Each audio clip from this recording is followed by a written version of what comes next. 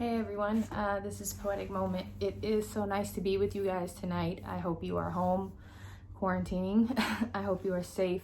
I hope you are surrounded by love. If you are not surrounded by other people, I hope you are enough. I hope you feel full and comfortable and safe in your own skin. I am so happy to be here tonight with Loud and Queer. I am just honored to be a part of this moment because this is a very important moment in time.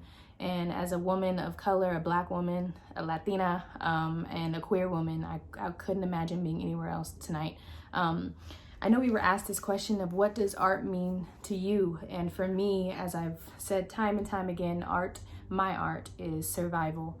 I would literally not be here if it wasn't for poetry, if it wasn't for writing, if it wasn't for spoken word. It is the only way that I have been able to make sense of my experiences, of my trauma, of everything that I've endured in my life. So my art is survival. It is literally how I'm able to breathe. It is literally why I choose to breathe. And it is literally the purpose for tomorrow and the future to come. I can't wait to share a couple of poems with you tonight. Again, all of my poems will be coming from More Courage Than Few. If you have not picked up a copy, I would encourage you to do so. It's pretty good if I do say so myself. But yeah, all of my work is going to be coming from here. I'm going to be doing 3 for you guys tonight, and I really do hope you enjoy it.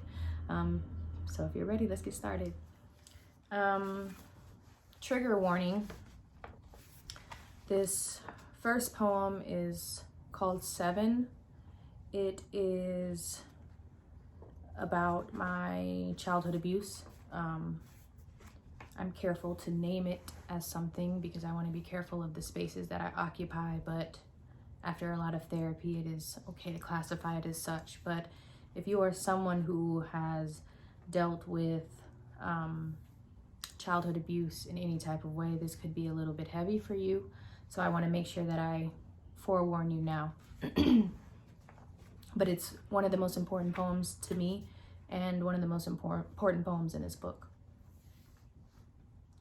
At 7, most learning takes place through something called concrete plate type experiences, where a child uses their body or hands to manipulate things to gather meaning. For example, if a child wanted to understand texture, you would give them the freedom to feel different surfaces. The response is supposed to generate an accurate depiction of the world around them. The first time my body held me captive was when it caved before it grew. It slumped when it should have been afraid, poured when it should have ran, chose to play with a manipulator. I am told a physical reaction can also be deceptive.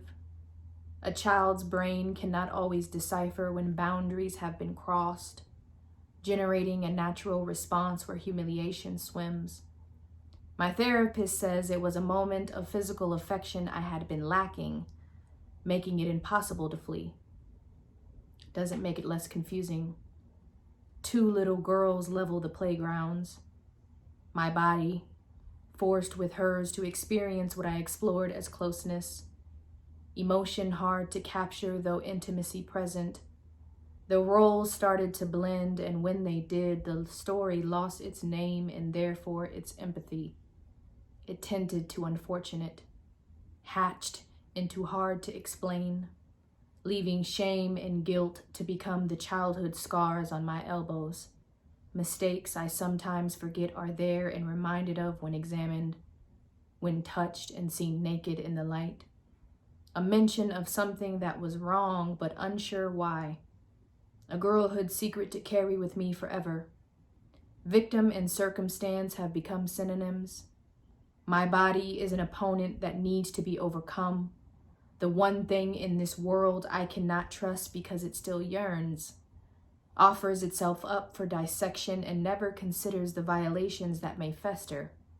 Quick to chase the feeling of understanding first touch, while hiding from it all the same. I was asked if I wanted to play with attention and found sexual submission, the foundation of my pain, confusion, and hostility. The monster in the mirror I am forced to look at when the playing gets rough, forced to acknowledge and fix, to rumble with in the gray. I know it's a little heavy, but we gonna survive. The next poem that I wanted to do was actually a poem that inspired the name of my book. It's called Choice of None, More Courage Than Few. This is for every queer person who is afraid of what it means to identify as queer, what it means to say it out loud, what it means to own it, and who you're afraid of disappointing, who you're afraid of thinking is going to abandon you, all of it, that heaviness. Choice of none, more courage than a few. The devil can have me if God does not want me, because what would be the point of living? I am not brave. My words have not yet matured. They are drops resting on the roof of my mouth, and I am trying to protect them as long as I can before they go unhinged, become children who have no respect for their mother, rash and harsh, honesty held captive for too long. So for now, it's better for the both of us if I choose silence. Allow your ignorance to lather every color in this room with coal while I assert resistance. While I stand in this truth and no amount of blood could move me and make me run. Abandon it the way you're about to do to me. So you'll talk and I'll pretend to listen. Juggle the different ways I could tell you you're wrong. Find distractions to preserve my peace. Weep in silence, knowing a resolution is beyond us. Remind God of his promise to me. Understand the wolves are ready, and I am being tossed at their feet.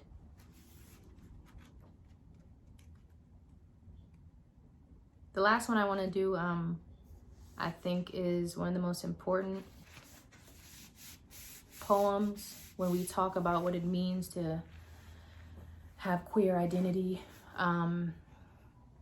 especially for those of us who did not necessarily have the best time coming out or the best time of accepting ourselves, especially thinking about the community that we have around us, family, friends, whatever the case may be. Know that there is light at the end of the tunnel. Know that there is always, always, always someone who's going to love you no matter what. And whether that takes time or not, it's still true. So this one I want to dedicate to my mother. It's called Guess What Mommy Said. So, you know, I love full circle moments. I'll just say that. Mommy speaks on the sins of my father and the lessons she wished she learned from her mother in hopes of connecting with her youngest daughter, and it's working. How she's laid down her judgment to look at the painting from a different angle. Said she had to ask herself what the real issue is. What does she really want from me?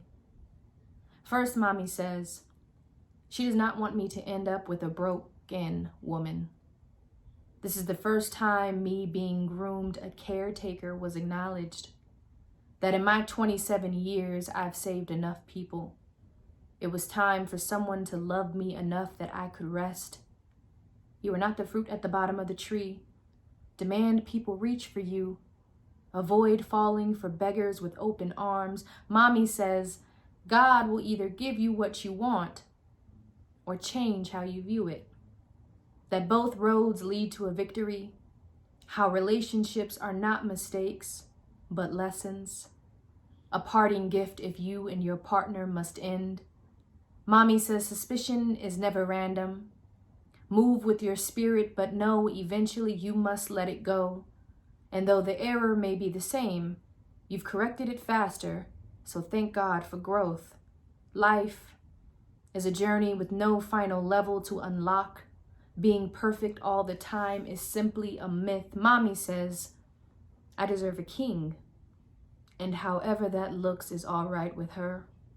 She felt the need to tell me her spirit is being washed, renewed. Her faults are shape-shifting, turning into things in common between two women. Genuine advice dressed in affirmation and wisdom, a step closer to understanding all of me. By admitting that I gave her permission to think, to question what really matters, and what matters will always be getting the very best, because I deserve it and because I am worth it. Thank you. Again, more courage than few. Thank you so much for having me tonight, y'all. Stay safe.